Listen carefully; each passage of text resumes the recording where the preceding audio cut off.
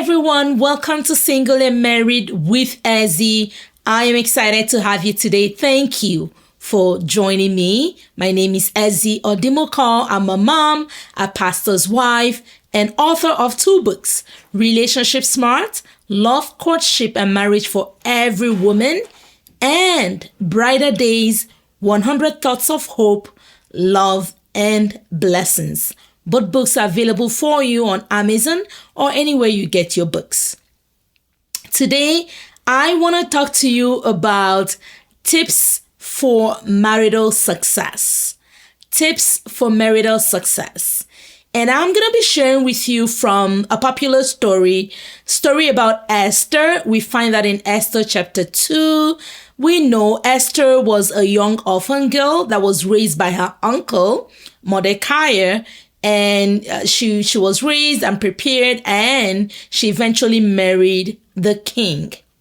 And so there are a few stories that we want to share, a few tips that we want to share from there to help you prepare for marriage.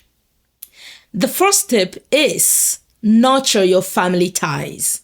Nurture your family relationships. Esther was raised by her uncle, and that was a relationship that she valued. Similarly, when you are preparing for marriage is all about relationships. But that means if you are going to be successful, you want to nurture the relationships you currently have.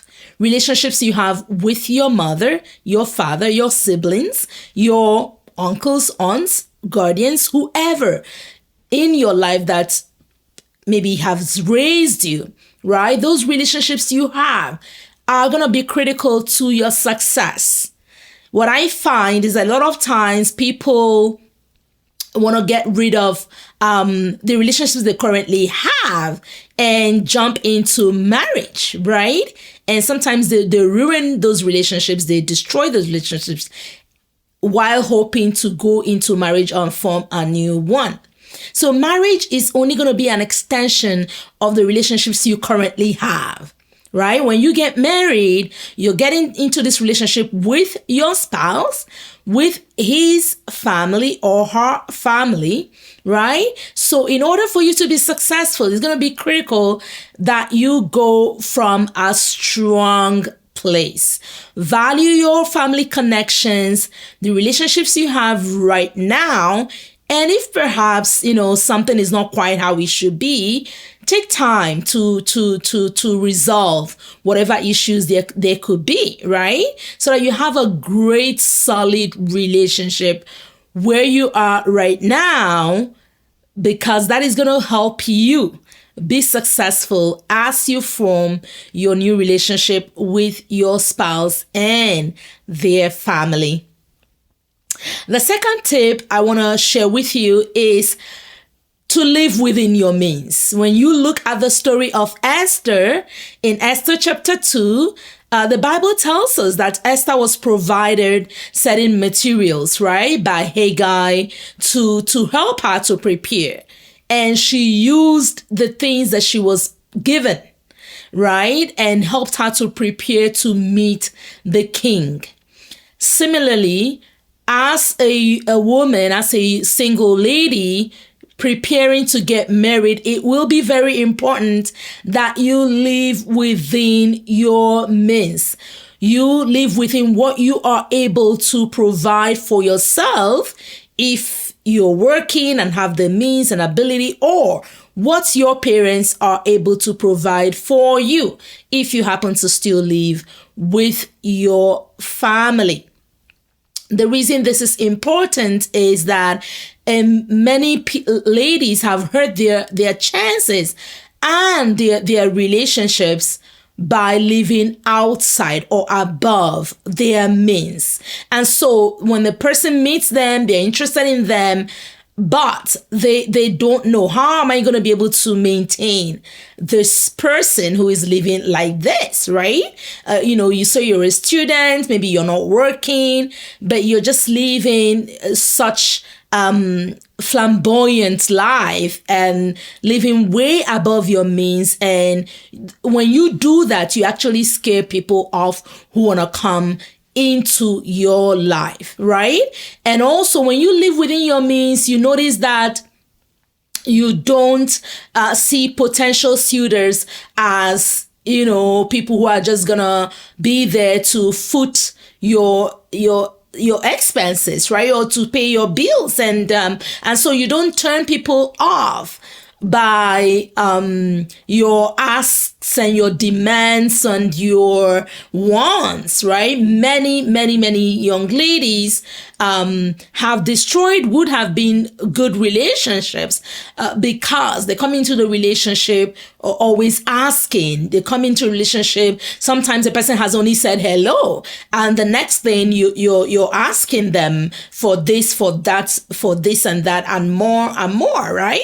You're asking them to pay your rent, you're asking them to buy you dresses, you're asking them to buy you whatnot, right? Because you are not living within your means. So Esther was a young woman who knew how to live within her means, right? She could have asked for a lot more beauty preparations and things to be given her, but she chose to use the things that she was provided to care for herself and make herself beautiful. And God's favor was upon it. So it's going to be critical. It's going to be important for you to live within your means, and so that you do not scare off potential suitors who want to come into a relationship with you. All right. So the third point that I'm going to share with you today is to comport yourself. To comport yourself. Again, we look at that story in Esther chapter 2.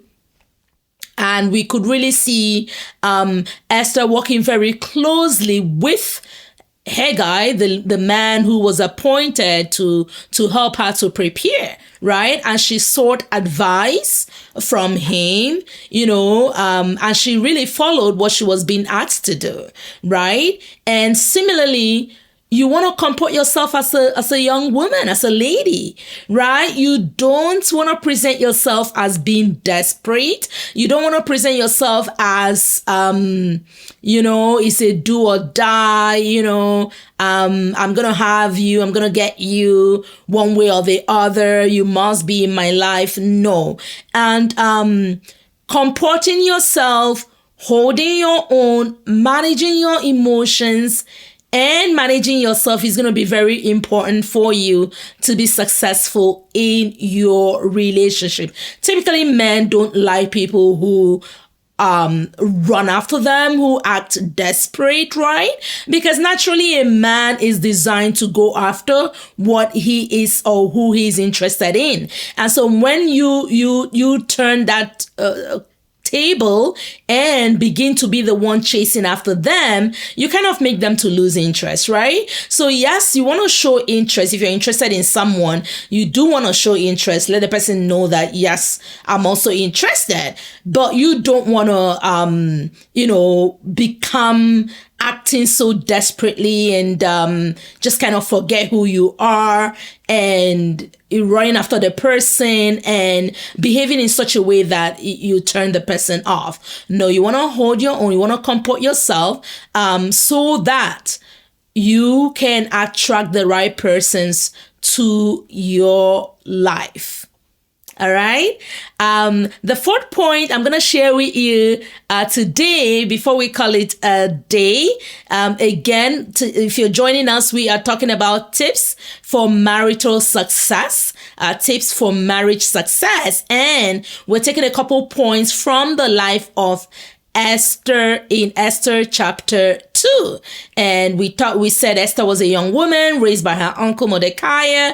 And she was prepared and she was able to marry the king eventually. So the fourth point I want to share with you today is to care for yourself, to look good, to look good, right? We find that in Esther chapter 2, the Bible says that she had her beauty preparations, all those different things, the perfumes and the things that made her to look good. So you, as a young woman, you want to present yourself in a positive way, right? You want to dress well. You want to look good. You want to smell good. Well, we often hear the saying, the way you dress is the way you will be addressed, right? So, how you dress, when you dress modestly, you attract modest people. You attract sensible people. When you dress like a street person, you're going to attract people like that, right? So you want to dress well, you want to look good, you want to present yourself in a way that speaks to your values and speaks to who you are. And you always want to look good from head to toe, right? And manage yourself and comport yourself. And of course, beauty, yes, they say is in the eye of the beholder. Beauty is also not just physical. You want to wear that inner joy and inner calm and inner peace and smile, so that people are attracted to you when they see you.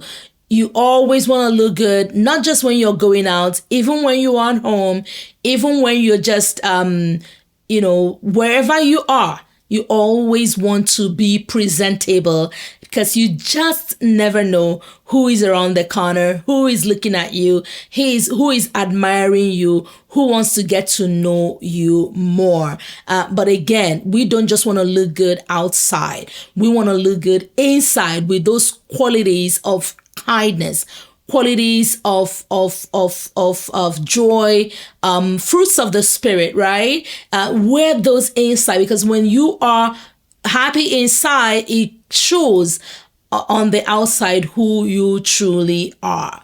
So I'm going to leave you with these 4 tips, and I will continue next week with additional tips on how to be marriage ready. These are simple things you can put in place right away to help you be ready starting today.